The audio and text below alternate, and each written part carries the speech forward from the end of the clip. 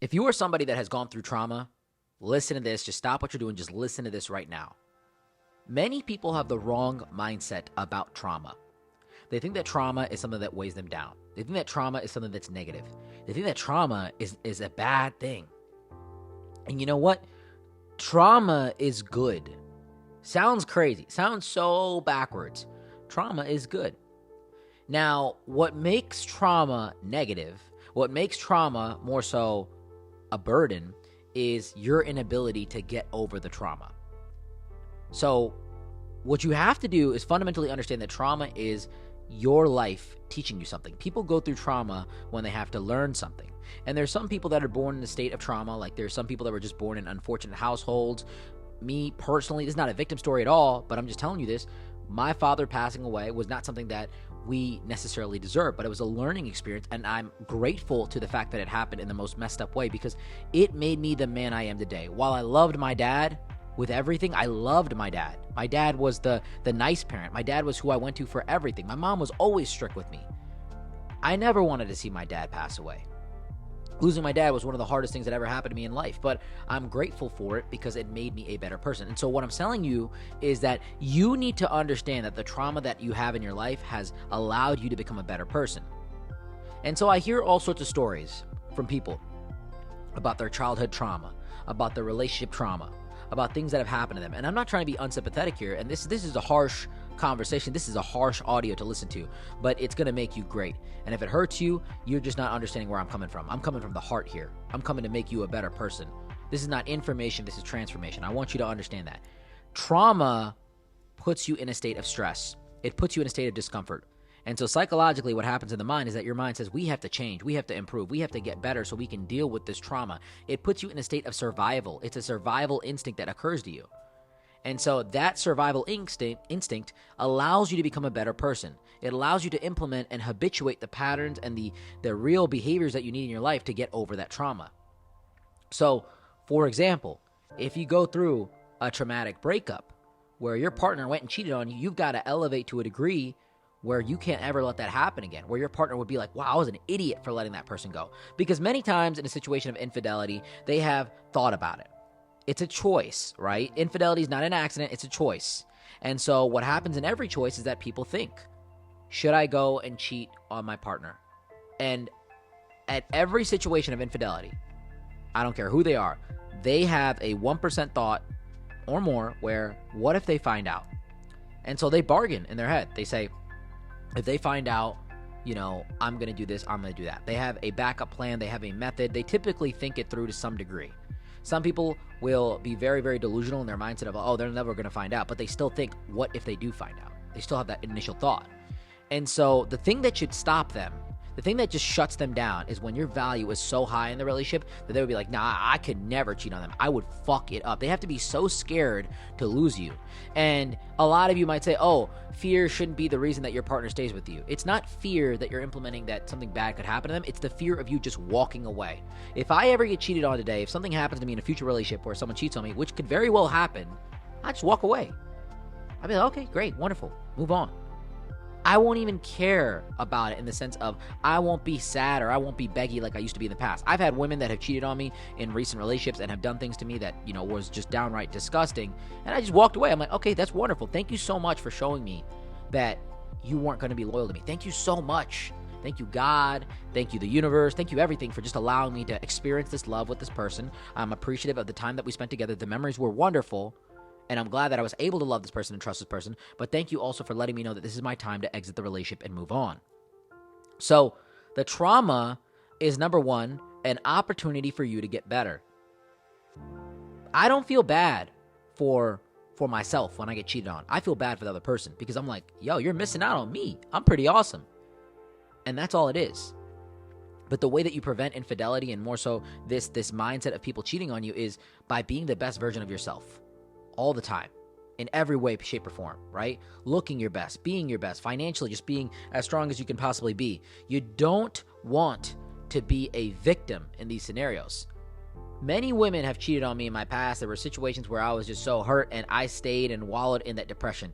I learned that these are opportunities for you to get better. There are opportunities for you to elevate. That pain, that sadness, yeah, I'm going to walk away. I'm going to be a little bit upset or disappointed in the situation. I'm going to use that disappointment and that sadness to become a better person. Go harder in the gym, go harder at work, pour that energy and that investment that I was pouring into this person into myself. So that trauma is actually a wonderful thing. Now, here is the part I want to talk about. The trauma can be bad or it can turn bad. It can have a negative output if you don't have a great support system and you don't have a really good foundation to really carry your life forward.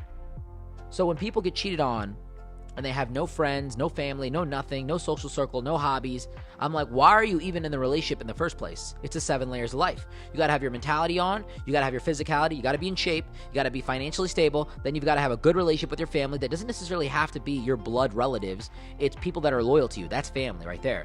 And then a good social circle, and then hobbies and recreation. Then is when after that is when you start to date. So I see people in relationships and they don't have a good social circle.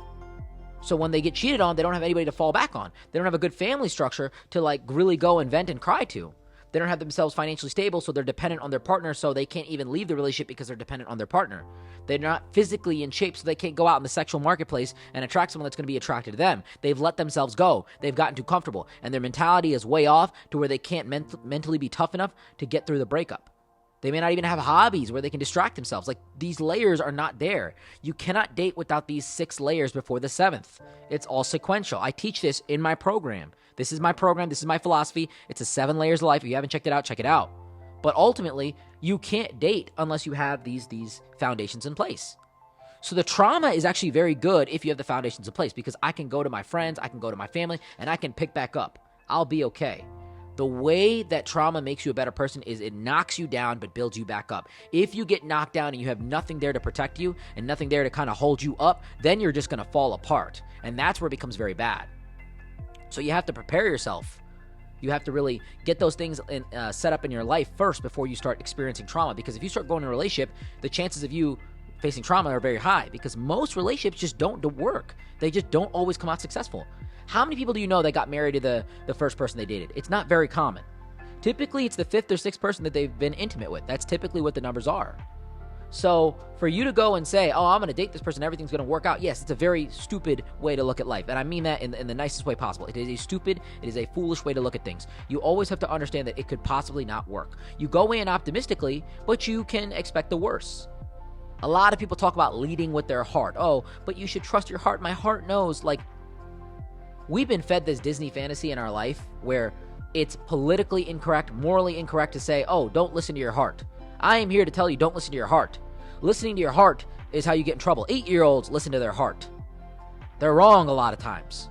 Stop listening to your heart. Listen to your mind. You're always going to be emotional. You're wired to be emotional. But try to use logic as much as you can, so you create something called emotional logic, where you're doing something logically, but you're emotionally justifying it, okay? The logic comes first, but the emotions are justified later. You're not eating the donut because logically you know it's not good, but you're emotionally justifying it. Well, I'm going to be in shape and I'm going to look ripped and so on and so forth. And so the logical decision becomes easier for you because you're emotionally justifying it. Because at the core of human beings and mammals, we're all emotional. Because emotions are feedback in a biological loop that we feel to allow ourselves to make certain decisions. Emotions are who we are, emotions are what we feel, and logic is the way that we should act in a society that we live in today. And the people that act logically are the ones that typically win financially, mentally, all the above. They learn to emotionally justify.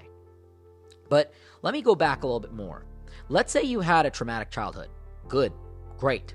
I feel bad for kids that were raised in a very, very sheltered, perfect life. You know, I see a lot of kids, rich kids, and, you know, I have a lot of friends that grew up in very prosperous households, and the friends that I have actually make something with the lifestyle that they have because their parents didn't baby them. You know, you can be a rich parent and have really strong kids. I have a few friends that are like that. But I see a lot of children that are, you know, people that are very, like, they were blessed when they were younger. And then when things get hard, they don't know how to deal with it because they're so used to getting it their way. Going through a tough childhood is probably the best preparation for life that you could ever have. If you don't have adversity in your childhood phase, then you are seriously unprepared to deal with the world as it is today. But going through a tough childhood, my father passing away, my mom having to work, all this small stuff. I'm not trying to out-victim you. Once again, I'm not trying to tell you a victim story. But that trauma, that pain allowed me to become a better person where I can deal with adversity now. I didn't have everything growing up. We didn't have everything growing up. My mom did her best to provide for us. She really, really worked hard. My mom is a wonderful person, but mom was very emotional. She didn't always say the right things. And, there were many situations where my mom just screamed at me for no reason. It was a lot of trauma. I just felt like so confined. There was many times I was very upset as a child. I'm glad I had that trauma. Thank you, everything in the universe. Thank you, my mom, for giving me that trauma, because it built me up to be a better person. So now when things go bad, when things go sour, I can deal with it. I can take it like a G and move forward. I don't have to worry about it. I've been through worse. I'm glad when I was 21, I was going through a period of financial difficulty where I had to sleep in my car and sleep at friend's house and take showers at a gym. That I was literally homeless for a period of time. That was very, very difficult for me. I'm glad I went through that. All that stuff makes you a better person. What doesn't kill you makes you stronger. There's a reality to that. But if you don't have those foundations of friendship and family and physicality and mentality and even the financial stability, what doesn't kill you is also going to bring you down. It's going to hurt you. It's going to burden you. This is where people have baggage, right? Because they haven't healed from it. Because they don't have those foundations to really allow them to become a better person. So, with that being said, understand that trauma is a good thing. I appreciate you for checking in with me today. For anybody that you think that this could help, just definitely send it to them.